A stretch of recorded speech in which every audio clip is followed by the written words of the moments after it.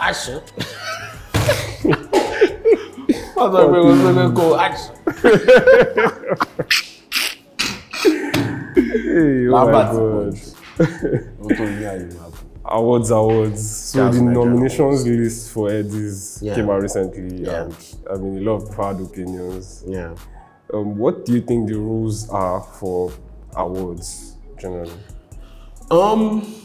So I feel like a lot of people want to, when people check lists for check awards, especially on social media. So the problem with social media is a lot of people don't read to understand. People don't check things to understand. People just check things enough to have a reaction. Now, when it comes to things that they already have a bias against, they're more reason not to even go into details because they want to believe that, oh, this person hates me or this person hates the person that I like. So no detail, it's just vibes. No brain, no sense, or stupidity. They just roll with it. But the test for in this case, in terms of the Headies, is number 1, year review. Number 2, the rules of the academy. Number 3, the definition of the category. Number 4, the metrics of the category, how the category is decided. And number 5, the test of ridiculousness and outrage. Out of the things that I said, I think the test of ridiculousness is probably going to be more than to break down. In terms of the test of ridiculousness and outrage, we need to understand that no award will ever satisfy everybody. It's impossible that either the nominees or the whatever is going to satisfy anybody, because artists are narcissists. They are very narcissistic.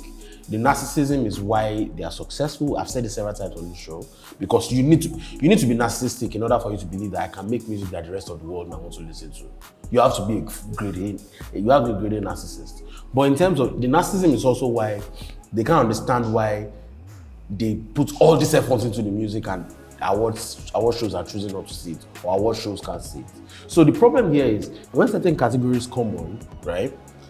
And even though you expect something to happen and you don't see it there, or something that you didn't expect comes up there, employ the test of ridiculousness and outrage. And is it ridiculous? Is it outrageous? Is it not ridiculous? Is it not outrageous? For example, then that means you have to try to see from the perspective of the people that are creating the nominees in that category. So when you do that, you then try to ask yourself, the metrics that they're trying to do, is it ridiculous or outrageous? For example, this year, Patoranking got nominated. Celebrate me in category for Song of the Year. I believe Doings also got nominated for Song of the Year. Flavor, right? we were on the Spaces immediately after the nominees dropped. And the thing that we discussed, the point I raised was, people are saying, oh, there are songs that are bigger than this song, this particular song on this category.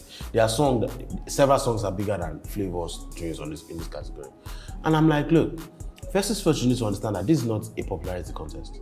Awards are not a popularity contest. If anything, certain awards are determined by popularity contest in this category, in these awards, on this nominees list. And then a lot of other things are not. It's not the Billboard Music Awards. The closest thing to Headies is going to be the Grammy Awards in terms of, or the Brit Awards in terms of like what they choose to reward. So that is success, quality, critical acclaim, and commercial success as an added advantage, right?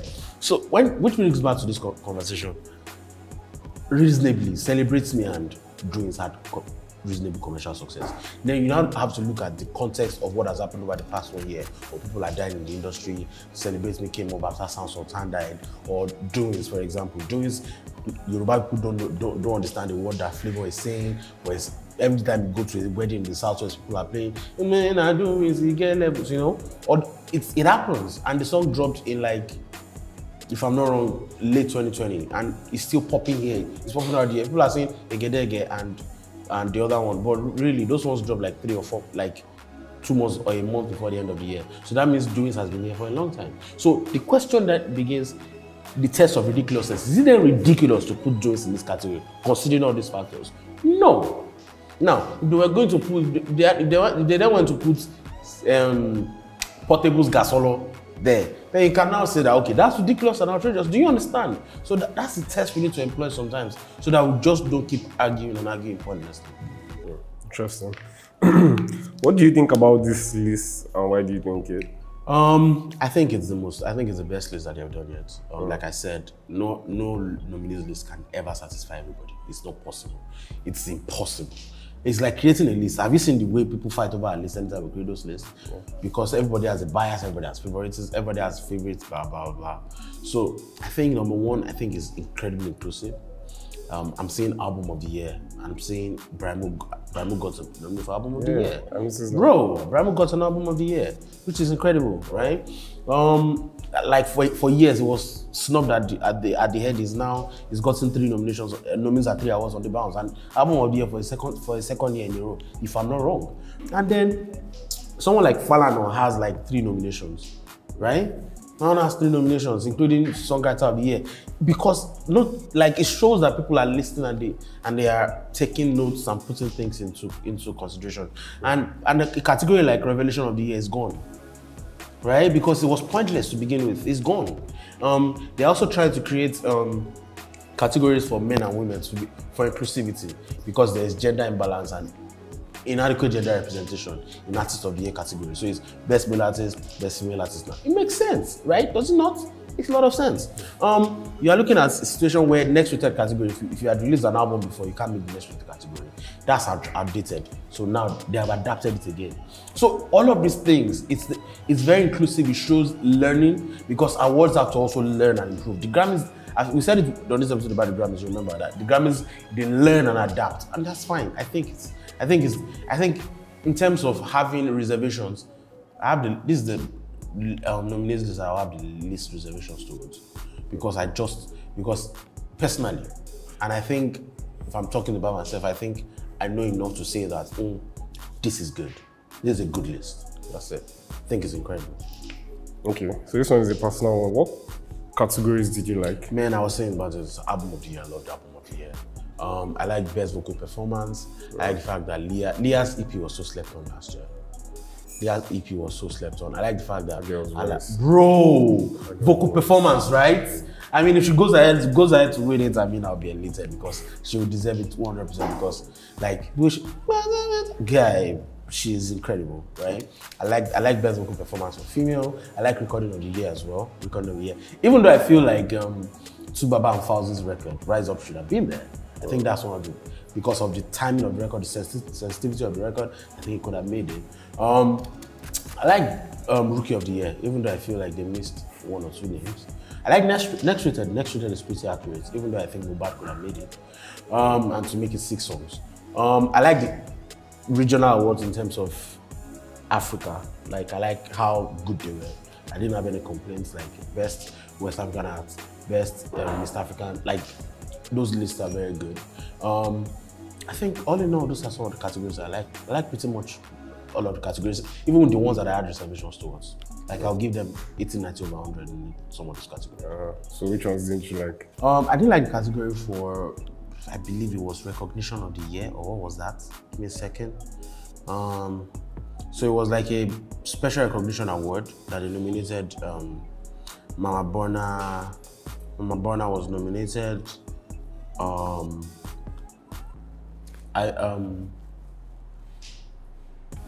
Mama Burna, If You're Moribu was nominated, and Whiskey's manager was Sunday, the OG himself, were nominated in that category.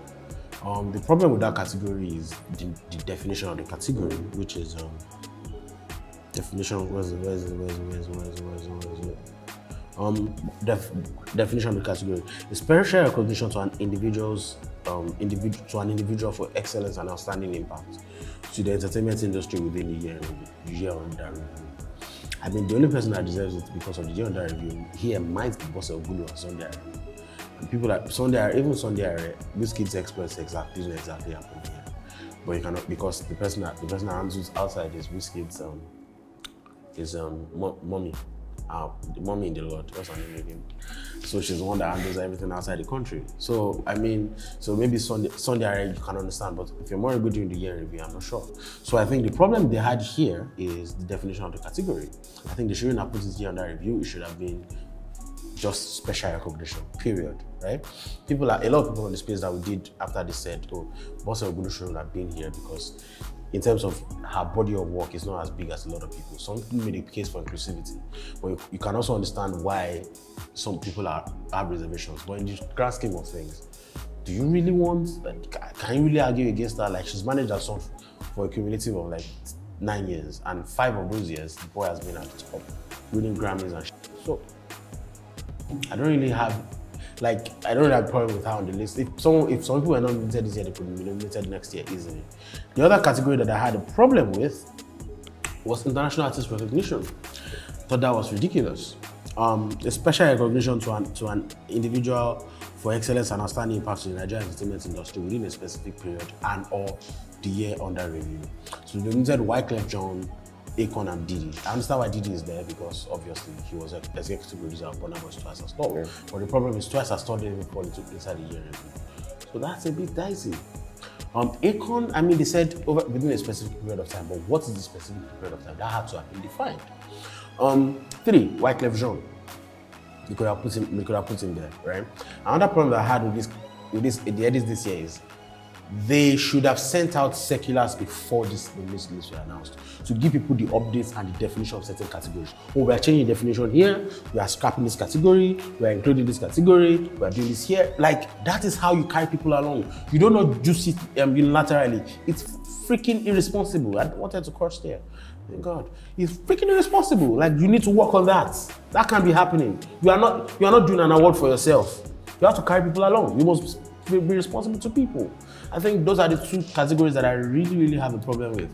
And I felt like Mobile could have made next rated. Because during the year review, we had 2 of the biggest hits, KPK and Plenty, right?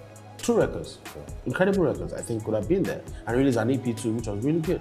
But I understand why Znoliski was there because maybe slightly higher. But in terms of like the status of the records that all of them released, KPK is the biggest record that the 2 of them released combined. So I don't understand. Like, out of the 2 of them, KPK is the biggest record that anybody released. Yeah. So I don't really understand that. Good. Yeah. So those are the categories that I have really had a problem with. I mean, so Loose Cannon, I feel like is album Survivor's Remorse, EP, could have been there. I think in terms of quality, it was definitely up there. I think could have been there.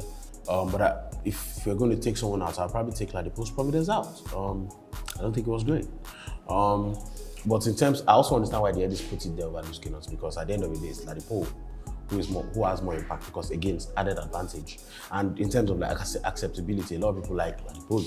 So you can't then take something that a lot of people like out for someone that doesn't really have a lot of marketing and maybe doesn't have commercial success. I get it. But at the same time, they could have put him lyricists of the room for Survivor's Remorse, this title track. I think that could have happened. So those are the categories that happened. Interesting. All right, let's move to Allstars. Yeah. Do you think 19 and Dangerous is an R&B album? I mean, she was nominated for Afrobeat album. Yeah. Right? That's a good question. We had this conversation in the spaces yesterday. Personally, if I'm going to define that album, I'll still say it's an R&B album. Because what defines the genre of music, right? So it's the beats, it's the way the person is singing, it's what the person is saying, it's the way the person is saying it, and it's also like the way the person is, the type of the thing, the way the person is saying what they're saying. Does that make sense? Yeah. So it's like 3 or 4 things in the grand scheme of things. With Allstars, the album had 11 tracks, I believe, right? First track was, if I cast and I cast, yeah. I mean, it might not exactly be about love, but R&B has evolved beyond the level where we cannot determine it by love. So I think that's an R&B record. Fashion Killer is a pop record, Biggie is an R&B record, the record of Fush is an R&B record. Like, it's R&B records all the way. And then even if you're going to say, okay, like the arguments I made for the Grammys as regards Wizkid's album, the reason why people have been nominated in progressive albums category, I feel like in this particular situation, because even when it's R&B, the percussion sonically, the album is still significantly African. So I understand why a lot of people have a problem with that. But when you really break it down into the sum of parts and you try to present to musicologists, you discover that over 50% of the album is R&B. So I think in that situation, it might be an R&B album, in my opinion. Okay. Do you think the Headies are trying to become an African award? Yes. Maybe not an African award, but they are definitely trying to become Africa's flagship award. because now they are nominating East African, South African, North African, East African, African, you know, right? And they are saying Afrobeats album, Afrobeats artist. You know, when people are trying to make moves like that, it's agenda. Yeah, it's agenda setting. I mean, we are going to Atlanta this. They are going to Atlanta this year. I mean, it's fine. All right. What do you think about the Afrobeats categories, though? I think it's a good touch. Like I said, in terms of the agenda that they're trying to push, it's fine. I'm not mad at it. How about Made in Lagos not being in the R&B categories? I believe Made in Lagos was the R&B category for album. Give me a second. I believe it was an R&B category for album. No, it wasn't actually. It's Before We Fall Asleep, Johnny Drill, If Orange Was a Place, Stamps, Love Deep, High Life, Omaumi, Rising, Falano, The Prince I Became, Lukasani, Water and Gary to Savage. I mean, it's an R&B album till tomorrow. I think everybody knows that. But you also have to understand that the Allstars arguments. Let's just present it here. Okay. All right, but what do you think about Burna Boy's nominations?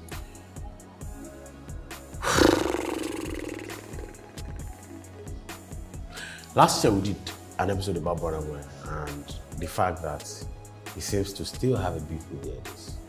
And one thing I suggested is that you can go watch an episode about the Headies last year. The grounds that Burna has with the Headies, it's about time that they ended.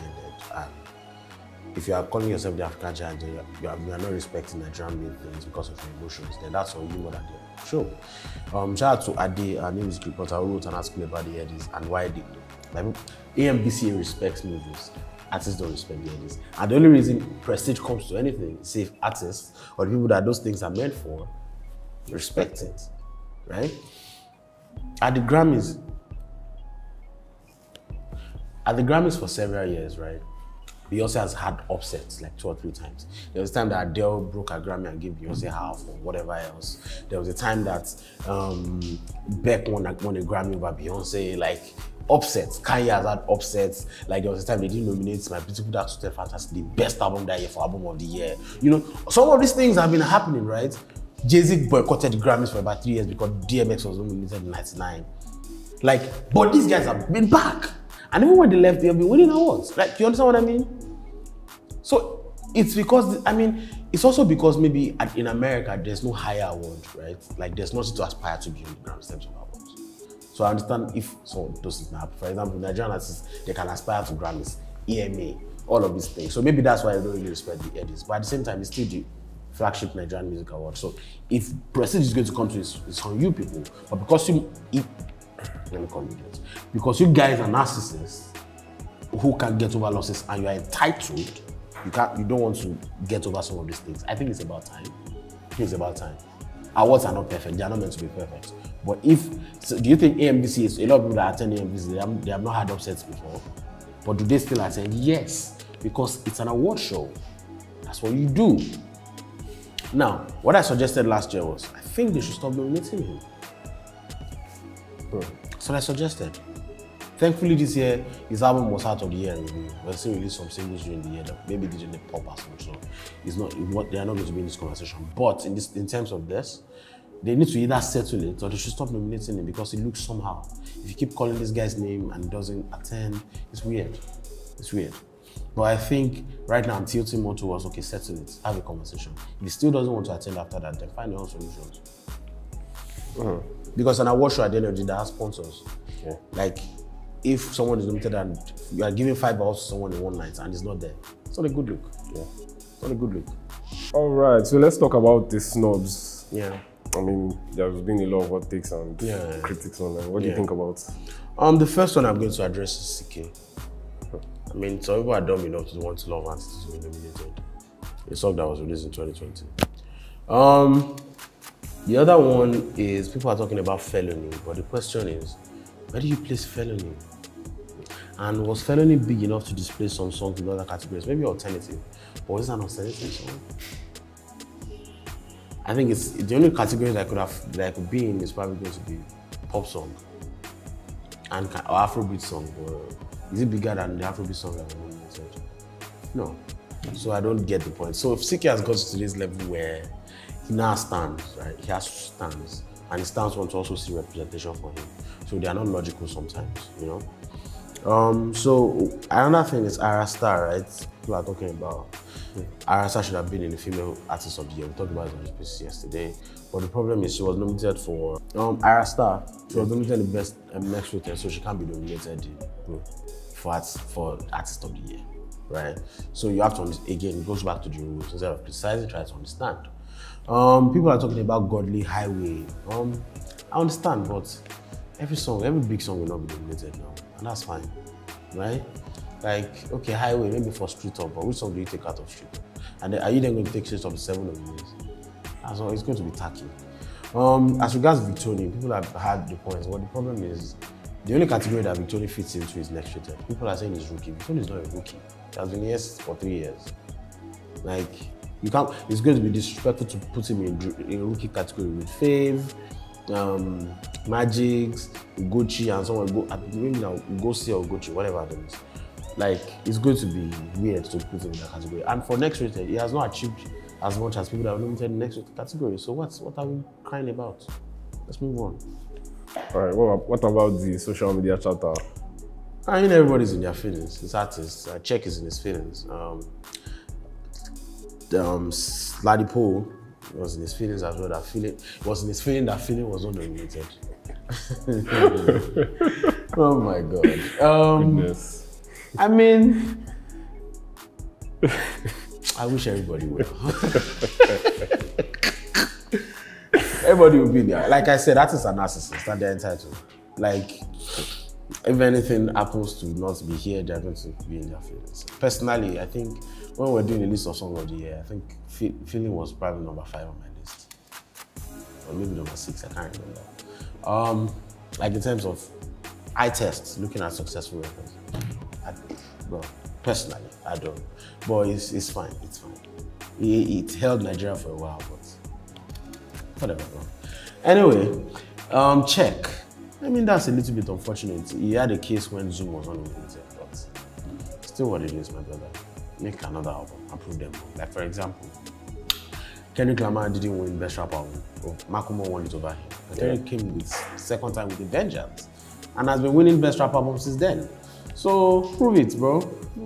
Like, and then SDC, Ghost, was complaining that Fouls won for moral instruction over Clone Wars 4, This Bright Times. First is first, I think This Bright Times is going to be a classic, if it's not already.